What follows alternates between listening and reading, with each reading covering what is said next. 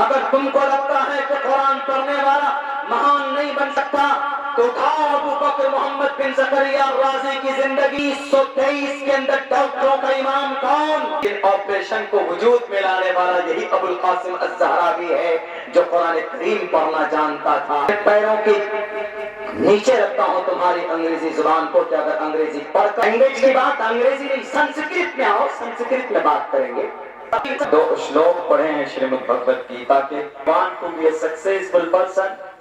Channel subscribe کرنے کے بعد بیل آئیکن کو ضرور دبا دیں۔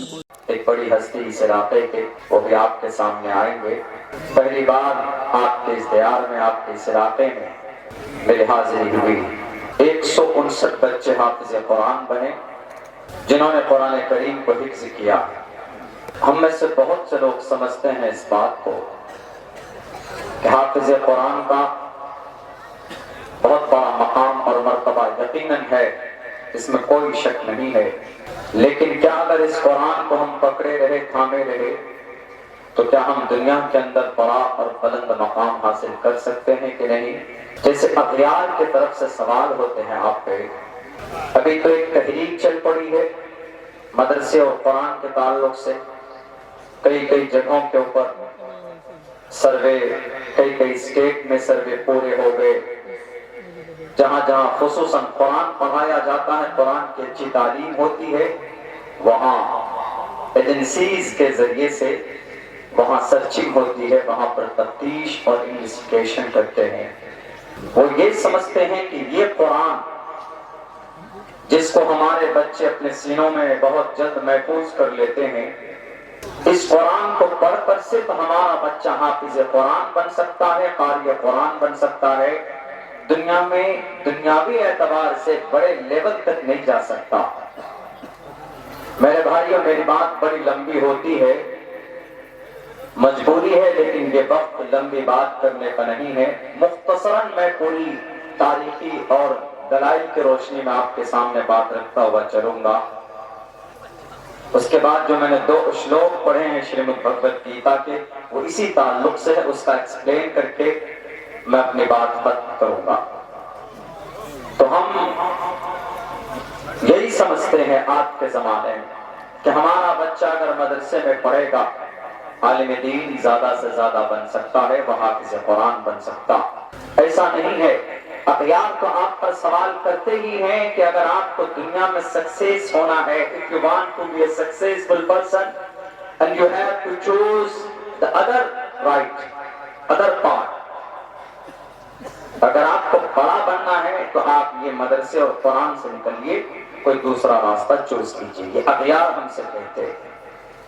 لیکن کیا قرآن کی تعلیمات کے ساتھ ساتھ کیا ہم مہان نہیں بن سکتے؟ کیا ہم بڑا نہیں بن سکتے؟ ہم بن سکتے ہیں، صرف دنیا میں نہیں، یہ صرف بھارت میں نہیں بلکہ پوری دنیا میں قرآن پڑھنے والوں کا احسان ہے۔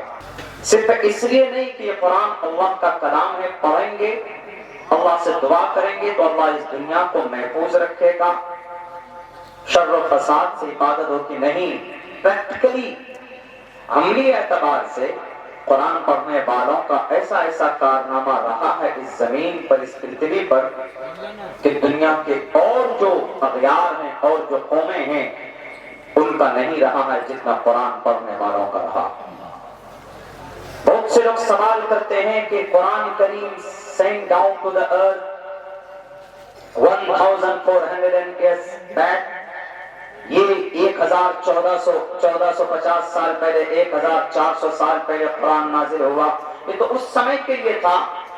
آج اگر ہم آگے بڑھنا چاہیں، اگر آج ہم کوئی آدھونک کام کرنا چاہیں تو یہ قرآن کیسے میں گائیڈ لائن کر سکتا ہے؟ قرآن تو پرانا ہے۔ جیسے اکبر کے زمانے میں اکبر کو ان کے درباریوں نے کہا تھا کہ یہ اکبر بادشاہ سلامت، اس دین کو جو پرانا ہو چکا ہے اس کو بدل دیجئے آپ۔ تو نیا دین، نئی شریعت انہوں نے نافذ کی تھی دین الہی کے نام سے۔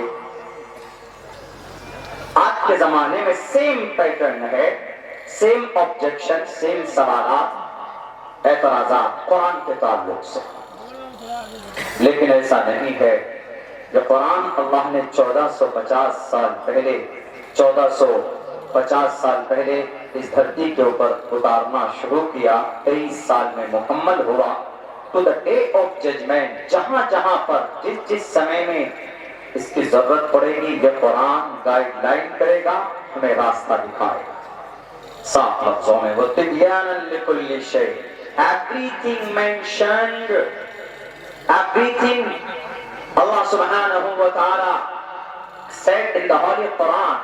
اب ہمارے صرف مدرسوں میں لوگوں کی نظر ہے، ہمارے مسلم میں بھی ایسے لوگ ہیں جو سوچتے ہیں کہ نہیں پڑھائیں گے اپنے بچوں کو ہم مدرسے میں، پڑھا کر بچہ ہمارا حافظ بنے گا، مرنے کے بعد ہے مرتبہ جانتا ہوں میں، لیکن اس دنیا کے اندر زیادہ سے زیادہ وہ بچہ حافظ قرآن بن کر کسی مسجد میں کسی مدرسے میں پڑھائے گا تو 10,000 سے کم کی اس کی سیلری ہوگی، اس سے روزی روٹی کا مسئلہ حل نہیں ہونے والا ہمارا۔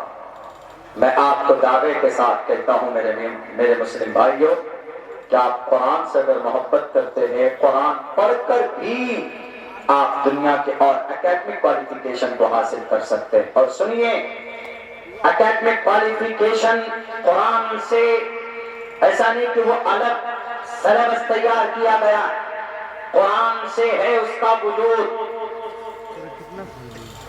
ہمارے علماء اس پر اگر کم توجہ کرتے ہیں، چونکہ زیادہ ان کی فکر ہوتی ہے کہ شریعت اور دین کھل کر لوگوں کے سامنے آئے، لیکن ایسا نہیں ہے۔ ایک آدمی سوال کرتا ہے کہ مولانا عبداللہ بہت بات کرتے ہیں آپ، لقد کان لکم فی رسول اللہ اسوۃ حسنہ، کہ محمد رسول اللہ کی زندگی ہر ایک انسان کے لیے ایک اسوہ ہے، بہترین میتھڈ ہے۔ آپ بتائیے، right now, recently, I want to travel from Sitamarhi and to Delhi۔ ہم دلی جانا چاہتے ہیں، بڑی تیزی کے ساتھ جائیں گے۔ آپ کے محمد کی زندگی کو فالو کریں گے، یا تو اونٹ پر جانا ہوگا، یا گدھے پر جانا ہوگا، یا گھوڑے پر جانا ہوگا۔ اگر اونٹ پر سواری شروع کریں گے، آپ یہاں سے سفر شروع کریں گے تو آپ دلی کتنے دنوں میں پہنچیں گے؟ 2-3 دن لگ جائیں گے آپ۔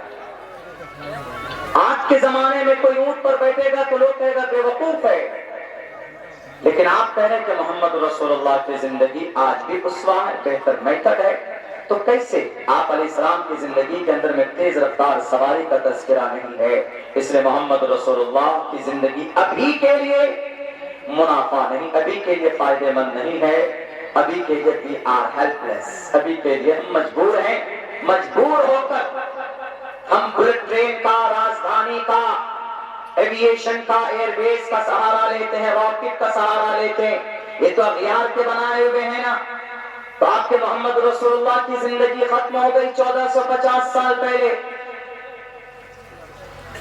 اب تو ہم دنیا والوں کے مجبور ہوئے، دنیا والوں کے یہ جو نئے آوشکار ہیں، ہم نے ان سے کہا کہ جناب تمہاری سوچ غلط ہے، you have to just consider in the قرآن کریم، قرآن کریم کے طرف ذرا فالو کرو، غور کرو، تو تمہیں پتا چلے گا کہ آج کی تاریخ میں بھی اللہ کے نبی علیہ السلام کی زندگی اور قرآن، دنیا کی کوئی ایسی تیز رفتار سواری نہیں ہے جو قرآن میں جو مینشن ہوا ہے اس کا مقابلہ کر سکے۔ سب سے زیادہ تیز رفتار سواری کیا؟ ہوائی جہاز، 1 گھنٹے میں 1000 کلومیٹر، راکٹ سے جائیں گے تو 1 گھنٹے میں تقریباً 1500-2000 کلومیٹر، اس سے زیادہ تیز رفتار سواری نہیں۔ لیکن آپ یاد کیجئے اس وقت کو جب نبی پاک علیہ السلام مکہ المکرمہ سے، ام ہانی کے گھر سے جب آپ نے سفر شروع کیا تھا، اس براق پہ بیٹھ کر آپ چند سیکنڈوں میں کہاں گئے تھے؟ بیت المقدس گئے۔ وہاں سے چند لمحوں میں پہلے آسمان پر، دوسرے آسمان پر، تیسرے آسمان پر، چوتھے، پانچویں، چھٹے، ساتویں بیت معمور پر چند سیکنڈوں میں آج دنیا نے اربوں روپے خرچ کیے تو حد سے حد وہ کہاں پہنچ پائے ہیں؟ چاند پر پہنچ پائے۔ اتنے پیسے خرچ ہونے کے باوجود and you reached the moon، آپ صرف چاند پر گئے ہو جناب، 7ویں آسمان پر جاتے جاتے قیامت آ جائے گی، دنیا کا خاتمہ ہو جائے گا، لیکن ہمارے نبی کو دیکھو، نبی پاک علیہ الصلوۃ والسلام 1450 سال پہلے چند سیکنڈوں میں زمین سے لے کر عرش معلیٰ تک، بیت معمور تک، وہاں سے لے کر عند سدرۃ المنتہی ثم دنا فتدلی فکان قاب قوسین او ادنی، اللہ کے قریب ہو کر کے آئے۔ کوئی ماں ایسی نہیں ہے جو ایسا بچہ پیدا کیا ہو، جنا ہو کہ جو آسمان کو چھو کر آیا ہو، لیکن ہمارے نبی ہیں جو برات پر بیٹھ کر ساتوں آسمان، چاند، سورج، جناب دوزخ اور جنت، سب جگہ ہر طرف سے سفر کر کے زمین کے اوپر چند سیکنڈوں میں پہنچ جاتے ہیں۔ اور اس کی تیز رفتار، اس سواری کی رفتار کتنی تھی برات کی، جہاں تک آپ کی پہلی نگاہ دیکھ سکتی ہے اس کا ایک قدم وہاں پر جا کر پڑتا تھا۔ کرو پیدا تم ایسی سواری نہیں کر سکتے تم قیامت تک، اس کا وجود قرآن میں ہے۔ قرآن کو دقیانوسی خیال مت سمجھو۔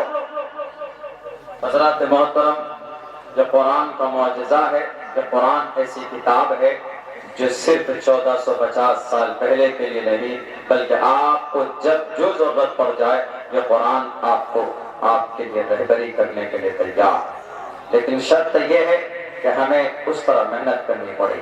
کیا یہ یہود و نصارہ ہمارے قرآن سے ریسرچ نہیں کرتے؟ بلکہ جدید سائنس کی بنیاد البرٹ آئنسٹائن نے بہت سارے میتھڈ قرآن کریم سے نکال کر انہوں نے دنیا کے سامنے پیش کیا۔ ہمارے مدرسوں میں پڑھنے والوں کو ٹارگیٹ کیا جاتا ہے، حافظ قرآن کو ٹارگیٹ کیا جاتا ہے، عالم دین کو شک کی نگاہ سے دیکھا جاتا ہے کہ نہیں جناب یہ تو قرآن پڑھنے والے ہیں، ایک کا ہے تو قرآن پڑھنے والے ہیں، محمد رسول اللہ کو کے ماننے والے ہیں، and they don't know، they are nothing، کچھ نہیں ہے، یہ کہتے ہیں they are nothing، کچھ نہیں جانتے، دنیا سے کوئی سروکار نہیں۔ یاد رکھیے، ان کو بتائیے کہ تم پر دنیا، بلکہ دنیا پر قرآن پڑھنے والوں کا، عالم دین کا، مدرسے میں کام کرنے والوں کا احسان ہے محترم۔ یہ جتنے بھی آنکھوں میں پٹی باندھ کر جو آنکھ بالکل اناپ شناپ مدرسے پر، ہمارے مدرسے میں پڑھانے والوں پر اریگیشن سے لگاتے ہیں، بالکل بے بنیاد۔ قرآن پڑھ کر ایسے مہان انسان بنے ہیں، تاریخ اٹھا کر دیکھ لیجئے، آج بھی آکسفورڈ یونیورسٹی کے اندر ایک کتاب پڑھائی جاتی ہے، آج بھی عبداللہ سالم is a right، I'm going to tell the truth، میں آپ کو سچ بتانے جا رہا ہوں، سچ بتا رہا ہوں، جھوٹ نہیں ہے، میری عادت نہیں ہے میرے بھائیوں۔ جب تک ہم کسی چیز کو اپنی زبان پر نہیں لاتے، 3-4 طریقے پر اس کی تحقیق نہیں ہو جاتی۔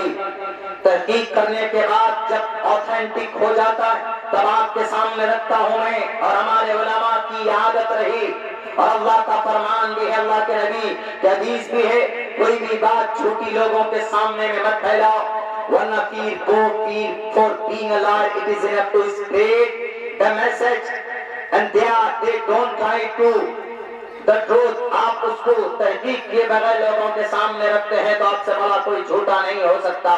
یہ بات میں بالکل 100 بار قسم کھا کر کہہ سکتا ہوں۔ آکسفورڈ یونیورسٹی میں کتاب پڑھائی جاتی، جو لوگ میڈیکل لائن کے اسٹوڈنٹ ہیں وہ آپ کو بتائیں گے۔ کیمبرج یونیورسٹی میں، ہارورڈ یونیورسٹی میں کون سی کتاب ہے؟ القانون۔ اس کتاب میں 10 لاکھ الفاظ ہیں۔ کتنے؟ 10 لاکھ الفاظ اس کتاب میں ہیں، 5 چیپٹر ہیں اس کتاب کے۔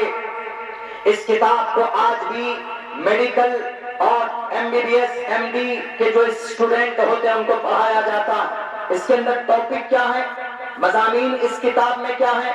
Theory and practice of medicine, theory and practice of medicine, دوائیوں کے مضامین ہیں، دوائی کو کیسے استعمال کرنا ہے، میڈیسن کیسے یوز کرنا ہے، آپ کیسے مہان ڈاکٹر بن سکتے ہیں، اس ٹاپک کے اوپر اس پہ چرچا کیا گیا۔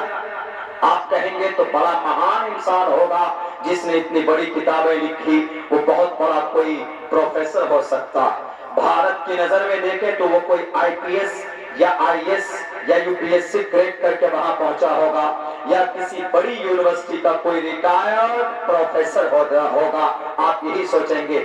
دنیا والوں نہیں، 10 लाख अल्फाज वाले किताब को लिखने वाला कोई है, वो एक हाफिज कुरान है, दुनिया उसका नाम नहीं जानती तो जान लो और गलतफहमी पैदा करना बंद करो। उस शख्स का नाम शेख हुसैन इब्न अली सीना है, जो 10 साल की उम्र में मदरसे में पढ़कर हाफिज कुरान बना था। अगर तुमको लगता है कि कुरान पढ़ने वाला महान नहीं बन सकता तो उठाओ अबू बकर मोहम्मद बिन ज़करिया राज़ी की जिंदगी, देखो उनकी तारीख उठाकर। 1923 के अंदर डॉक्टरों का इमाम कौन? अबू बकर मोहम्मद बिन ज़करिया राज़ी। चेचक जैसी मुहलिक बीमारी की खोज करने वाला यही डॉक्टर अबू बकर मोहम्मद बिन ज़करिया राज़ी।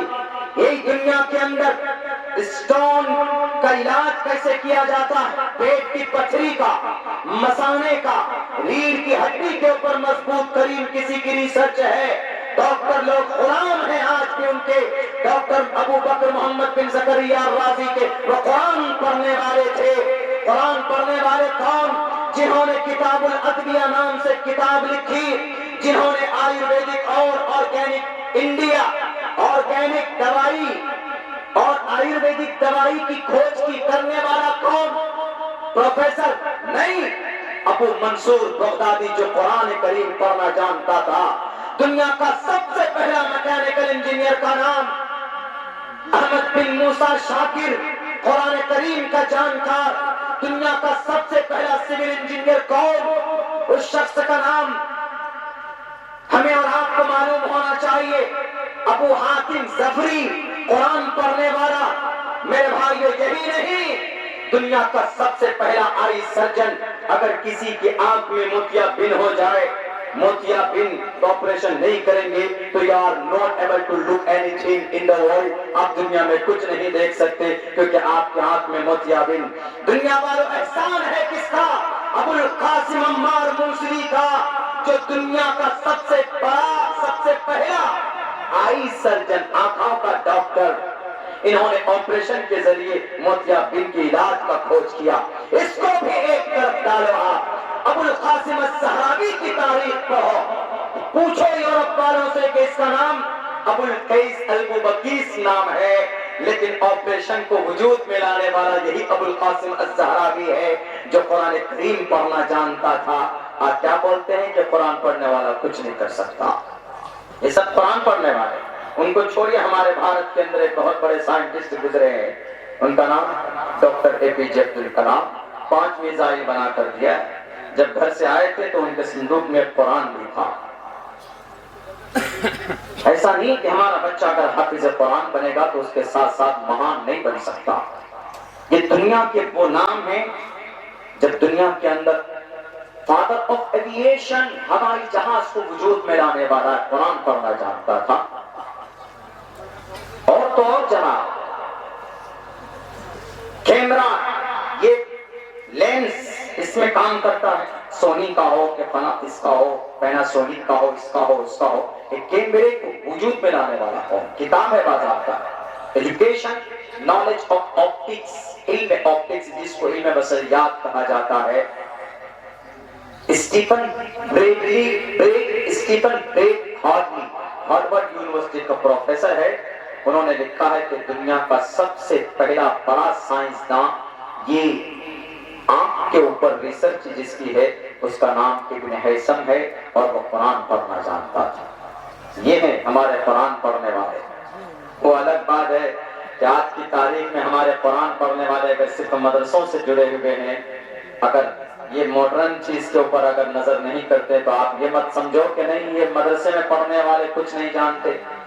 हमारे मदरसों में यकीनन इस बात को हम जानते हैं कि अरबिक के ऊपर ज्यादा मेहनत, दीनियात के ऊपर ज्यादा हम मेहनत कराते हैं। वो हमारी मजबूरी है, इसलिए कि चूंकि हमारे पास इतने वसाइल नहीं है कि हम अपने बच्चों को हाफिज कुरान भी बनाएं, आलिम दीन भी बनाएं, और ये सारी इक्विपमेंट हम उनको तैयार कराएं कि बच्चा बड़ा साइंसदान भी बन सके। हमारा बच्चा बन सकता। मैं तालिबे इल्म हूं।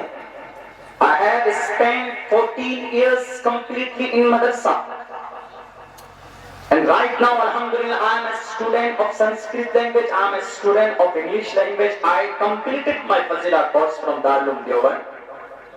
अगर कोई انگریزی بولتا ہے تو آپ یوں کہتے ہو یہ ترم خواہ ہے. میں اپنے پیروں کے نیچے رکھتا ہوں تمہاری انگریزی زبان کو کہ اگر انگریزی پڑھ کر کسی کو تم مہذب سمجھتے ہو تو غلط ہے.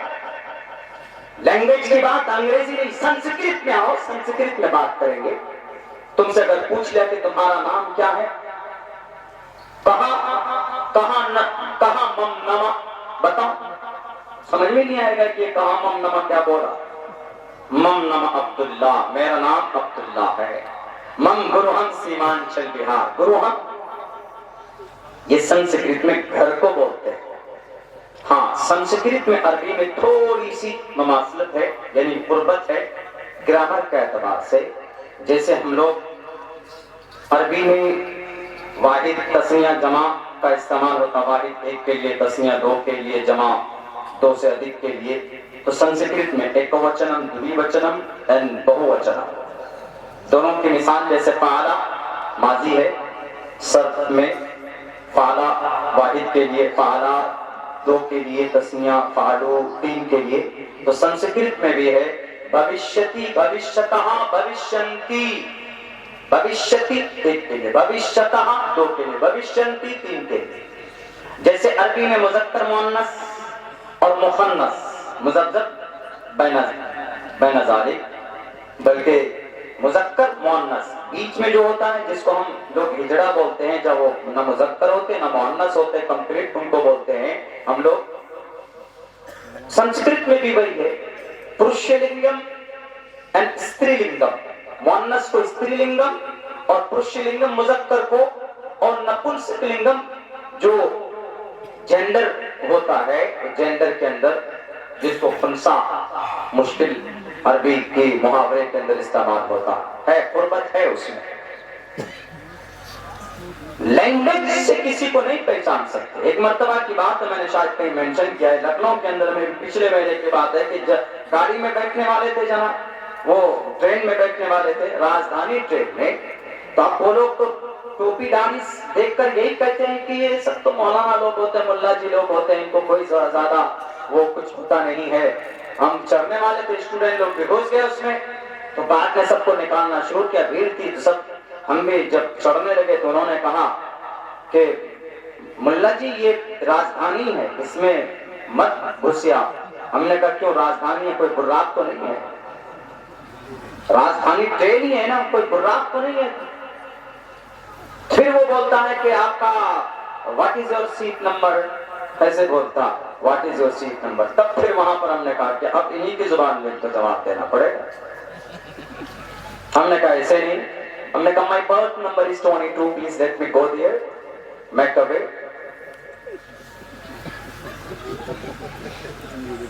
انگریزی میں سوال کیا، what is your birth number. یہ ہندوستانی انگریزی، جو لوگ امریکہ میں رہتے ہیں، برٹش میں رہتے ہیں، وہ ایسے بولتے ہیں امریکن ایکسنٹ میں، وہاں کی لینگویج میں. بولا what is your birth number. سولا انگلش میں بولوں گا تو مولانا بھاگ جائیں گے، چلے جائیں گے. ہماری سیٹ تھی باضابطہ، ہم نے ٹکٹ بنایا تھا، آنا تھا جلدی ہم کو کسی پروگرام میں، کٹیہار پہنچنا تھا. تو ہم نے کہا کہ please and my birth number is 22 please let me go there. میں کبھی ہٹیے ذرا راستہ بنائیے، میرا سیٹ نمبر 22 نمبر ہے. ہم نے پورے پیور انگلش میں جیسے بولتے ہیں اسی لینگویج میں ہم نے جواب دیا. تب کیا بولتا ہے، نیچے سے جائیے مولانا، نیچے سے جائیے. انگریزی زبان کو پتہ نہیں ترم خاص سمجھتے. اب جو جس زبان کا مالک ہوگا اسی زبان میں جواب دے گا. مدرسے میں جائیں گے، وہاں یہ پوچھیں گے کہ بتائیے بھارت کب آزاد ہوا تھا، کیسے بتا، نورانی قاعدہ کا بچہ کیسے بتا پائے گا. عربی اول کے بچے سے آپ پوچھئے کہ بیٹے پالا کیا ہے، وہ بتائے گا کہ ماضی کا ہے، یہ واحد ہے. پالا، پالا، پالو. یہ پالو کیا ہے بیٹے، مضارع کا ہے، کا صیغہ ہے، یہ بتائے گا. یہ پالو، یہ پالان، یہ پالونا، وہ آپ کو بتا دے گا، فوراً بتائے گا. مبتدا خبر کیا ہے جناب، مبتدا کیا ہے، خبر کیا ہے، رفع کیا ہے، نصب کیا ہے، یہ سب بتائے گا بچہ. اب ان سے یہ پوچھو گے کہ بتاؤ جلیانوالہ باغ کب وجود میں آیا تھا، تو وہ بچہ کیسے بتا پائے گا.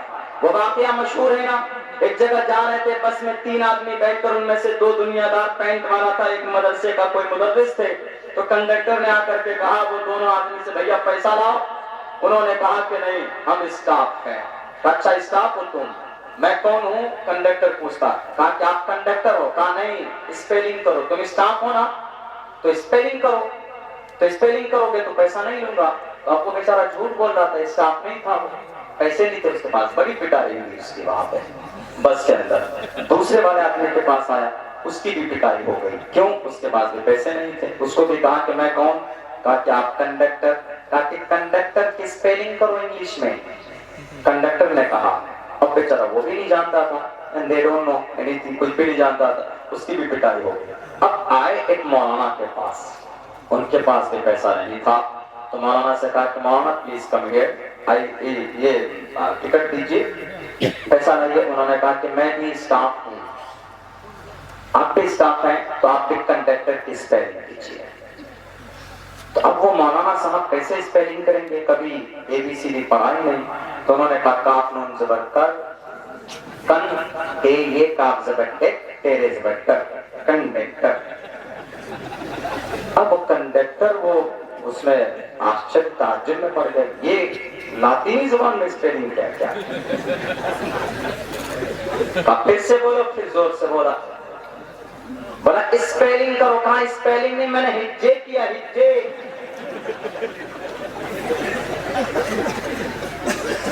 अब वो बेचारा कंडक्टर वो सब भूल गया। कहा कि अच्छा मौलाना साहब बैठवा।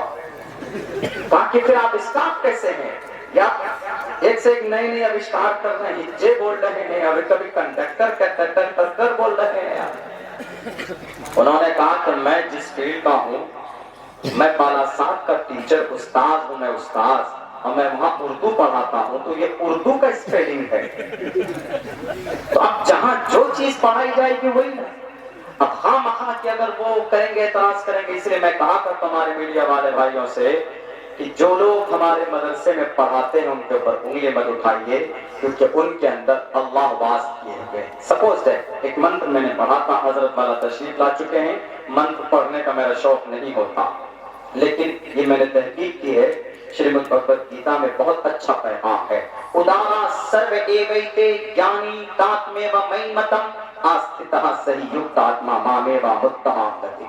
कई लोगों जो सती हैं उनका सम्मान करो, लेकिन जिनके अंदर मेरा ज्ञान है, जिनके अंदर मेरा ज्ञान, कौन? हिंदू भाई की लैंग्वेज में, जिसके अंदर ईश्वर का ज्ञान है उसको सम्मान दो, उसको इज्जत की निगाह से देखो, उसको जलील मत करो। क्यों? इसलिए कि बहुनाम जन्मना मनते आस्थितः सही युक्त आत्मा मामेवा मुत्तमाम गतिम। और जिसको मैं चुन लेता हूं मेरी तालीमात को आम करने के लिए, वो इंसान सुदुर्लभः समहा आत्मा, समहा आत्मा सुदुर्लभः, वो महा आत्मा होता है, वो भाग्यशाली होता है, उसको जलील मत करो। हमारे मदरसे में पढ़ने वाले हाफिज़े कुरान, क़ारी कुरान, आलिम दीन को मामूली न समझो। ये तारीख गवाह है जो आपके सामने मैंने पेश की है।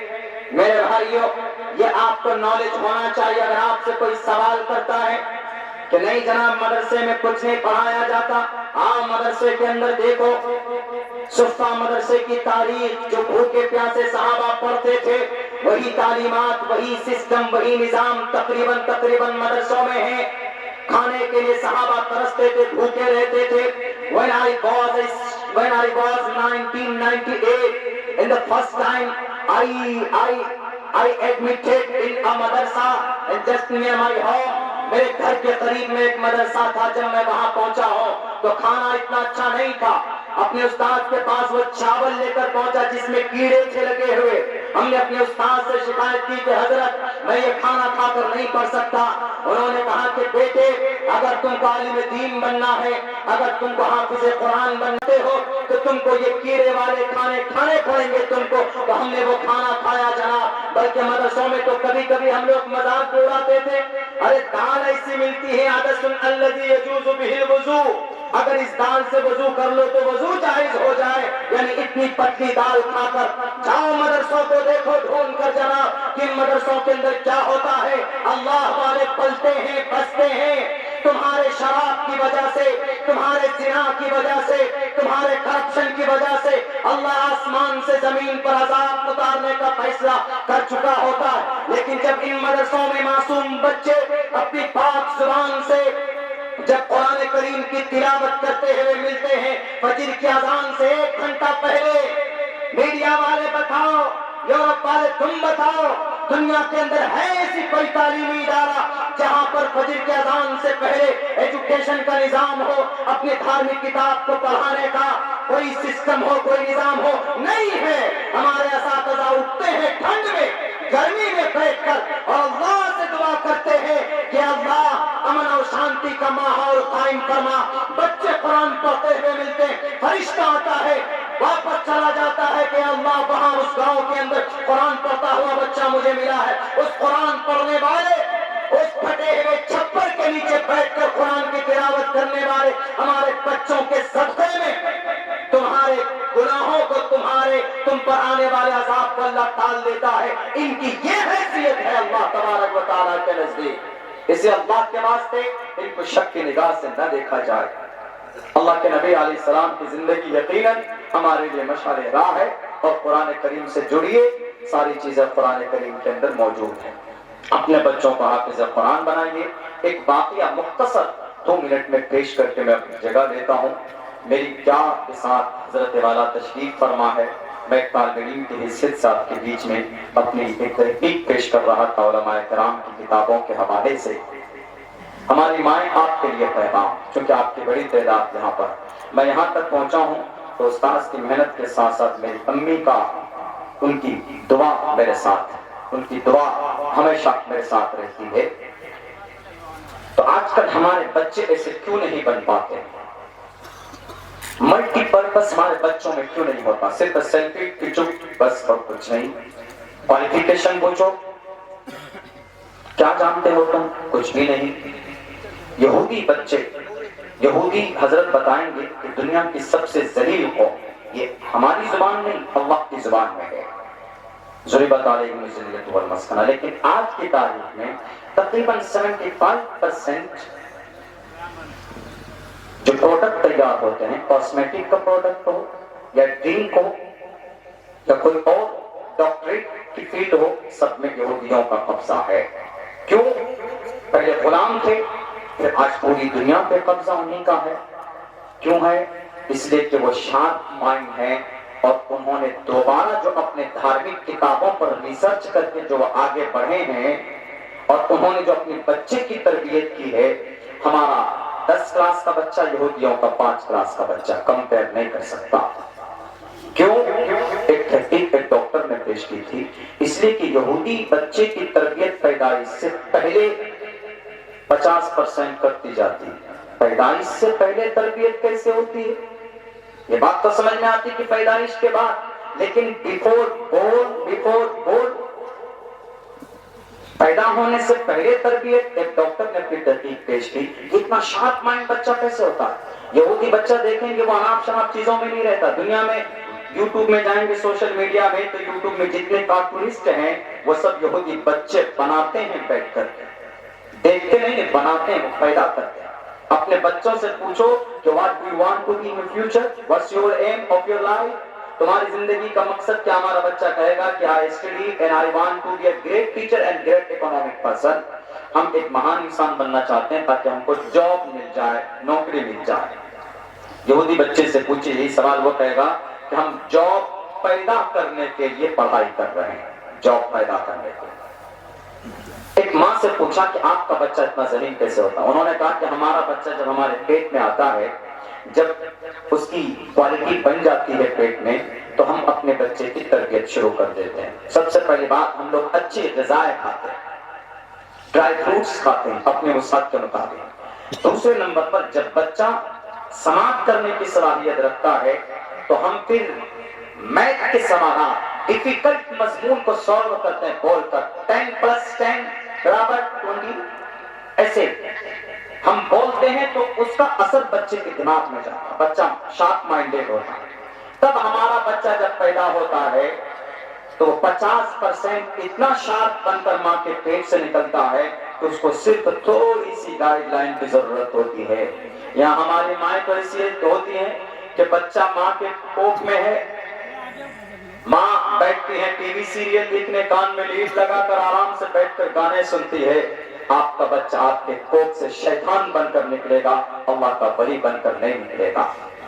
اس لیے میرے بھائیوں، میری ماں اور بہنوں، گھر میں اپنے بچے کی بہتر تربیت کیجیے. پیدائش سے پہلے قرآن کریم کی تلاوت کیجیے، پاک پوتر رہنے کی کوشش کیجیے، تو انشاءاللہ تبارک و تعالی آپ کے گھر کے اندر آج بھی وہی نظام، وہی سسٹم ہے. یہودیوں نے ڈاکٹر کے نشان کو بدل دیا. کیا نشان ہے؟ بہت باریک بات بتا رہا ہوں. وہ دیکھیں گے آپ ایسے عصا ہے، ڈنڈا ہے، اس ڈنڈے میں ایک رسی لپٹی ہوئی ہے. وہ رسی نہیں ہے، وہ عصا جب سانپ بنا تھا. یہودی کون؟ جو موسیٰ علیہ السلام کو مانتے ہیں، اور موسیٰ علیہ السلام کا وہ ڈنڈا اور وہ اژدہا دونوں کو تمام ڈاکٹر کے سمبل آج کی تاریخ میں بنا دیا. وہ اپنے دھرم کا بھی پرچار کر رہے ہیں، ہم سوچ بھی نہیں سکتے.